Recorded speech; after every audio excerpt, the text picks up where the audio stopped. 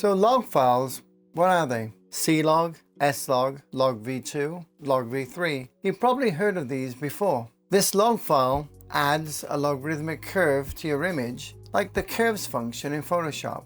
It adds or appends the exposure curve to your image, which is applied between the output of this camera sensor and its compression before the image is saved. Its job is to maintain as much detail in the bright or highlight areas and the darks or low light areas of the image. Log is short for logarithmic gamma curve, which means the darker the areas in your image, the log settings will stop them from getting too dark.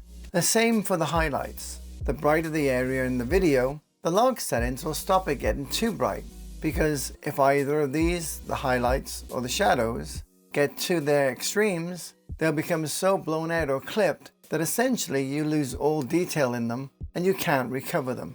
That's why a log image looks washed out, as it lacks saturation and contrast. And contrast is a difference in shades between black and white.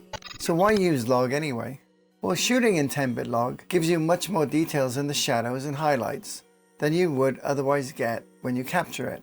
Also, using a normal picture profile, the colors are essentially baked into the video and has a limited range of correction for you available in post. Log footage was not intended to be the final version of the video. It was made so that you intend to correct it or color grade it in post. So how do you expose in log?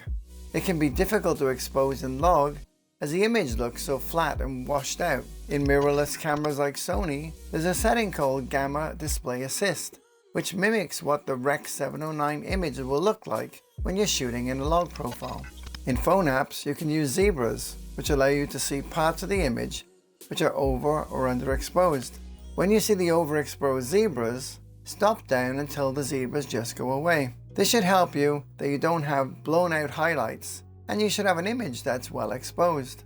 You can also use other features if your app supports it, like false color, histograms, and waveforms. All of these are representations of brightness in the image. A lot of cinematographers use false color as their go-to, especially when filming skin tones that show up as the gray, green, pink areas, meaning it's approximately 70 IRE on the IRE scale. Other people like using the histogram, and they shoot slightly to the right of the center. So now you know how to shoot in log. You might be wondering, should you shoot in log? Well, that depends. Log means you'll have to color correct or color grade your footage.